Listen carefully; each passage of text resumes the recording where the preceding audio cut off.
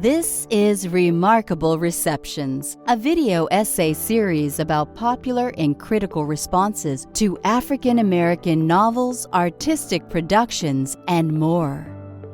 At hundreds of colleges and universities across the country, English departments offer Black women writers courses.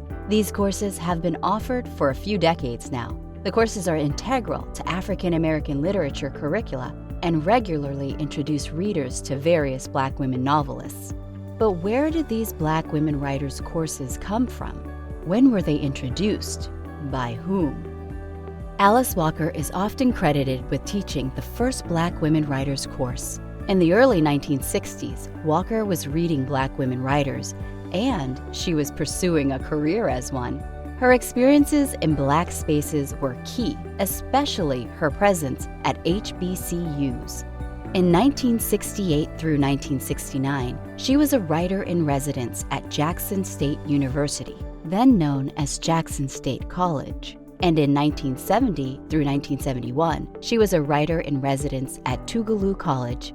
At those two Black schools in Jackson, Mississippi, she was formulating ideas for classes featuring African American women writers. In 1972, Walker moved to Boston and taught at Wellesley and the University of Massachusetts, Boston. She taught courses on Black women writers at both institutions. Scholar Barbara Smith, who was a student at the time, audited one of those courses with Walker at the University of Massachusetts, Boston. Walker was offering the class for adult learners. Take a moment to think on that.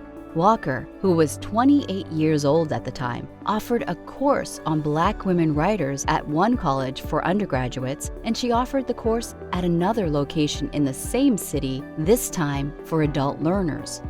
Walker's class was an important gateway course. As Barbara Smith points out in an interview, quote, "That's where I first got really exposed to Black women's literature."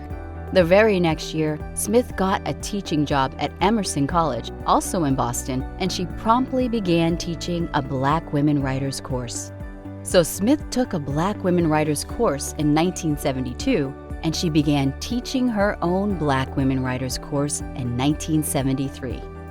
The 1970s witnessed the publication and circulation of works by many outstanding Black women creative artists, including several fiction writers: Toni Morrison, Alice Walker, Gail Jones, Toni Cade Bambara, Octavia Butler.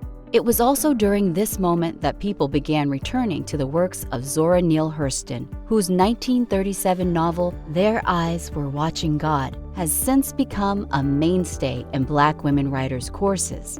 From the 1970s up through the 1980s, a range of scholars contributed to the development of African American literary studies and the critical discourse on Black women writers. Some of those scholars included Barbara Smith, Deborah McDowell, Mary Helen Washington, Beverly Guy Sheftall, Barbara Christian, Bell Hooks, Cheryl Wall, Frances Smith Foster, and Trudier Harris. And hey, that's just a few of the folks. So they're reading, teaching works by, presenting papers on, and publishing scholarly articles and books about Margaret Walker and Alice Walker, Toni Morrison and Gail Jones, Octavia Butler, and more. Like Barbara Smith after taking that class with Walker, folks are becoming exposed to Black women's literature and orienting others to such works. The classes on Black women writers offered today are routed to those specific histories of courses, scholarship, and gatherings from the 1970s. The courses on Black women writers offered at Rutgers, University of Pennsylvania, Southern Illinois University Edwardsville, Indiana University, Princeton, Jackson State University, and hundreds of other institutions are routed to those histories. It's where these Black women writers' courses come from.